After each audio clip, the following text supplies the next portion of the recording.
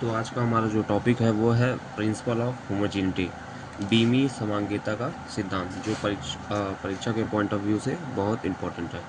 ठीक है। पहले तो इसका स्टेटमेंट देखते हैं वो क्या कहता है। जैसे कि इसका जो स्टेटमेंट है वो ये कहता है कि कोई भी फिजिकल क्वांटिटीज़ है, ठीक है, कोई भी फिजिकल क्वांटिटीज़ है, ठीक है, तो उसमें अगर उसका हमने फार्मूला लिखा है, ठीक है, उसका हमने फार्मूला लिखा है। जैसे मान लो यहाँ पे हमने कोई फार्मूला लिया, ए कोई फिजिकल क्वांटिटी का फार्मूला लिया, ए एक्स वाई प्लस जेड, ठीक है। तो यहाँ पे एक फिजिकल क्वांटिटी का कुछ फार्मूला है। तो वो जो हमारा प्रिंसिपल ऑफ होमोजेनिटी है वो ये कहता है कि मतलब दोनों पक्षों का जो हमारा दोनों साइड्स का जो हमारा बीमी सूत्र होना चाहिए ना, वो हमारी क्या होनी चाहिए, बराबर होनी चाहिए। जैसे मान लो कि अगर जो बीमा हमारा जो भी डायमेंशन फार्मूला हमारा ए का है, वही डायमेंशन फार्मूला इनका भी होना चाहिए। ठीक। दूसरा चीज़ ये क्या कहता है कि अगर किसी भी साइड में मान लो ये हमारा एल एच एस है, ये हमारा क्या है, आर एच एस है। तो अगर किसी भी साइड में दो या दो से ज़्यादा टर्म्स हैं, जैसे यहाँ पे आप देख रहे हो कि एक टर्म्स हमारा ये है, एक टर्म्स हमारा ये है, तो ये दोनों जो है इनकी भी विमाएँ क्या होनी चाहिए, इनकी भी जो डायमेंशनल फार्मूला है वो हमारी समान होनी चाहिए।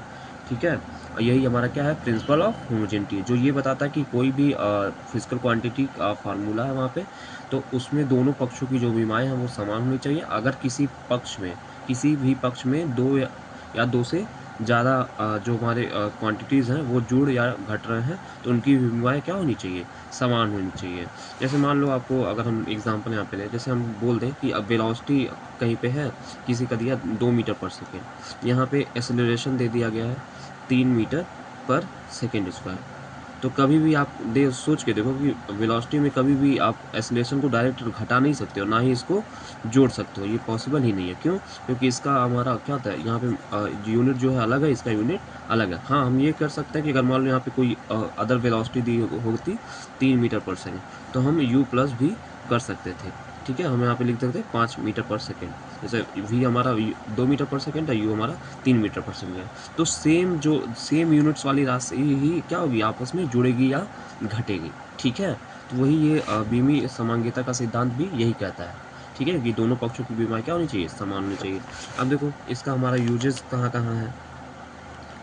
ठीक है, पहला हमारा क्या है, जो भी हमारा इक्वेशन है ना, उसका जो हमारा करेक्टनेस है, मतलब सत्यता है, उसकी जांच करना।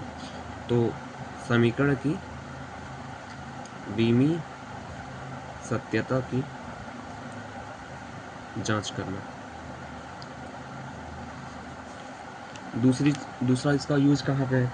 दूसरा यूज़ ये है कि कई सारे फिजिकल क्वांटिटीज़ के बीच में क्या कर सकते हैं हम, मतलब जो भी भौतिक राशियाँ उनके बीच में क्या कर सकते हैं, संबंध स्थापित कर सकते हैं। तो दूसरा जो इसका प्रॉपर्टी है, यूज़ है, वो हमारा यही है कि विभिन्न भौतिक राशियों के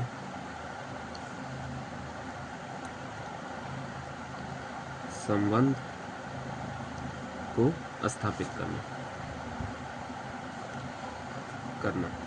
ठीक है। अब देखो, जैसे अभी आपने जब सिस्टम ऑफ यूनिट्स पढ़ा था, उसमें आपने देखा था कि एस आई यूनिट्स होते हैं, फिर आपके एम के एस होते हैं, सी जी एस होते हैं, कई सारे यूनिट्स सिस्टम होते हैं। ठीक है। तो हम इसकी सहायता से जो हमारा बीमी समांगिता का सिद्धांत है, उसकी सहायता से क्या कर सकते हैं, जो भी हमारा एक सिस्टम में हमारा जो हमारा आंकिक मान है, मतलब न्यूमेरिकल वैल्यू है ना, उसको दूसरे प्रणाली में हम क्या कर सकते हैं, दूसरे सिस्टम में हम क्या कर सकते हैं, बदल सकते हैं। मतलब एक सिस्टम के न्यूमेरिकल वैल्यू को दूसरी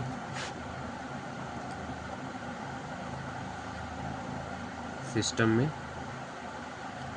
बदलना। ठीक है। और चौथा जो है वो हम किसी भी मतलब भौतिक हमारा जो भी फिजिकल जो हमारे भौतिक कांस्टेंट होते हैं ना, जैसे नियतांक जो होते हैं, उनकी बीमाएँ जो हैं हम ज्ञात कर सकते हैं, या तथा मात्रक भी ज्ञात कर सकते हैं। ठीक है। तो किसी भौतिक नियतांक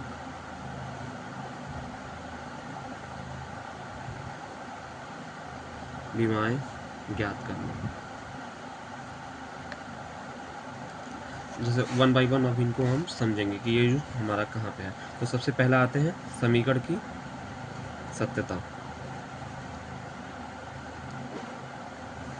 ठीक है, अब ये क्या होगा, देखो वही जो हमारा प्रिंसिपल का स्टेटमेंट था वो हम फॉलो करेंगे। उसमें यही होना चाहिए कि जो भी हमारा मान लो कोई समीकरण दिया है, जैसे हम एक एग्जांपल ले लेते हैं, यस बराबर you plus half A T, ये हमारा कोई समीकरण आप सभी को पता है, ये गति का दूसरा समीकरण है। ठीक है, तो इसको हमको क्या करना है, बीमी विधि से हमको क्या करना है, इसकी जांच करनी कि ये सही है कि नहीं। ठीक है, तो अब होमोजेनिटी का जो प्रिंसिपल ऑफ होमोजेनिटी था उसका स्टेटमेंट क्या था कि दोनों पक्षों की विमाएँ क्या होनी चाहिए, समान होनी चाहिए। तो हम वन बाई वन क्या लिख सकते हैं, दोनों पक्षों की विमाएँ लिख सकते हैं। तो LHS में जो हमारा यस की बीमा होगी वो क्या होगी, यस मतलब दूरी, तो यहाँ पे यस की बीमा क्या होगी, यल हो जाएगी। ठीक, अब यहाँ दूसरा है RHS में, RHS में जो हमारा सॉरी यहाँ पे UT plus half AT square. ठीक है, तो यहाँ पे UT की बीमा,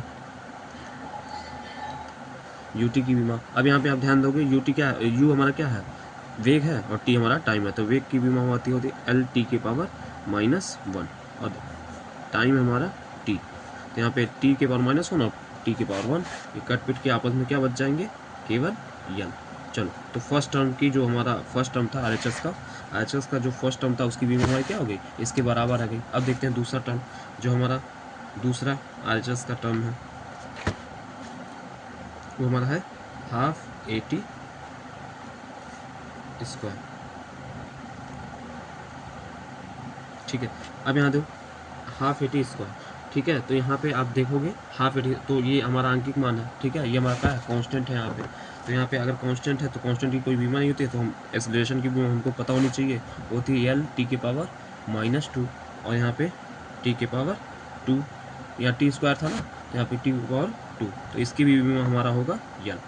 अब देखो यहाँ से क्या हुआ, जो हमारा RHS की बीमा थी वही हमारी क्या हो गई, LHS की बीमा हो गई। और जो सॉरी जो हमारा जो हमारा RHS में जो हमारा राइट हैंड साइड में हमारे दोनों टर्म्स थे उनकी बीमा क्या हो गई, समान हो गई। तो हम ये कह सकते हैं कि ये जो हमारा समीकरण क्या है, ये हमारा समीकरण क्या है, समीकरण द्विमीय रूप से सत्य है, द्विमीय रूप से सत्य है। ठीक है, अगर मान लो यहाँ पे एक और एग्जांपल लेते हैं, जैसे हमको कोई एक ऐसा दे दिया गया कि यस बराबर, ऐसे कोई इक्वेशन दे दिया गया यस बराबर, जहाँ पे ये सारी चीज़ें यही हैं, मतलब यू वेग दिखाएगा, टी टाइम दिखाएगा, ऐसे कुछ। तो यहाँ पे दे दिया गया UT स्क्वायर प्लस AT। ठीक है, ऐसा कुछ भी हमको दे दिया गया और बोला गया कि इसकी जांच करिए, बाकी यहाँ पे A हमारा एक्सीलरेशन ही है, तो ये T हमारा टाइम है। तो यहाँ पे आप ध्यान दो कि इसकी बीमा तो यल हो जाएगी। अब यहाँ से इसकी बीमा क्या हो जाएगी, यहाँ पे ध्यान दो, यल T के पावर -1 और यल यहाँ T का स्क्वायर, तो यहाँ के इसकी जो बीमा हो जाएगी हमारा LT हो जाएगी। ठीक, और इसकी बीमा क्या हो जाएगी, यहाँ पे इसकी बीमा हो जाएगी यहाँ LT के पावर -2 और यहाँ पे T, तो ये हो जाएगा LT के पावर -1। तो आप देखोगे RHS की बीमा LHS की बीमा के बराबर नहीं है, तो हम ये बोल देंगे समीकरण सत्य नहीं है, नहीं है। ठीक है, तो इस तरीके से हम क्या कर सकते हैं, समीकरण की सत्यता की जांच कर सकते हैं। ठीक है, अब देखो नेक्स्ट जो हमारा है वो है क्या, विभिन्न भौतिक राशियों में संबंध स्थापित करना। जो दूसरा यूज था, विभिन्न भौतिक राशियों में संबंध स्थापित करना।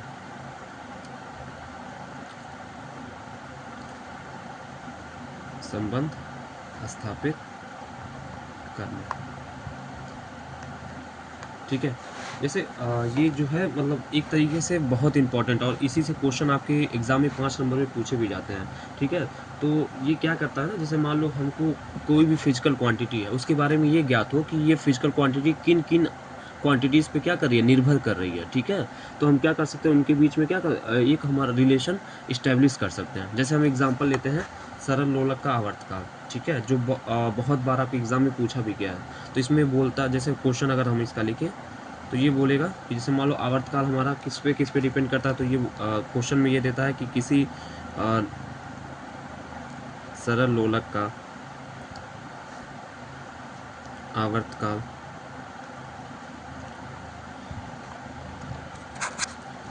जैसे यहाँ पे हमारा क्वेश्चन लिखा है कि कोई भी सरल लोलक मतलब जो सिंपल पेंडुलम होता है उसका जो टाइम पीरियड टी है वो हमारा जो हमारा लोलक है ना, जो हमारा पेंडुलम नीचे जो भारी बॉब होता है, ठीक है, उसका जो द्रव्यमान है मतलब जो मास है उसका यम, और जो डोरी हम बांधते हैं डोरी की लंबाई यल तथा गुरुत्वीय त्वरण जी पर निर्भर करता है। तो उसके लिए हमको क्या करना है, व्यंजक प्राप्त करना है। तो हम क्या मान लेते हैं कि मान लेते हैं हम जो हमारा टी है वो डिपेंड करता है, ठीक है, एक हमारा कोई मान लो यहाँ पे किन किन चीज़ों पे डिपेंड करता है। पहला उसने दिया है यम, तो हम मान लेते हैं यम की घात ए पे डिपेंड करता है, ठीक है। दूसरा इसने दिया है कि हमारा जो इसकी लंबाई यल है, ठीक है, तो यहाँ पे यल की घात बी पर डिपेंड करता है, और यहाँ पे गुरुत्वीकरण जी पे डिपेंड करता है, तो यहाँ पे जी की पावर हम मान लेते हैं सी पे डिपेंड करता है, ठीक है। ये जो हम घात है इसको हम पहले मान लेते हैं कि हम ये ऐसे लिखते हैं कि जो हमारा आवर्तकाल टी है वो जो हमारा बॉब का द्रव्यमान उसकी द्रव्यमान के घात ए पर तथा लंबाई एल की घात बी पर तथा गुरुत्वाकर्षण जी की घात सी पर निर्भर करता है, ठीक है। तो इस हिसाब से हम लिख सकते हैं ये टी प्रोपोर्शनल टू एम की घात ए, यल की घात बी और जी की घात सी। तब आपको भी पता है तो कोई भी हम प्रोपोर्शनल साइन हटाते हैं तो एक हमारा कांस्टेंट आता है, तो हम मान लेते हैं यहाँ पे कांस्टेंट हमारा के है, ठीक है।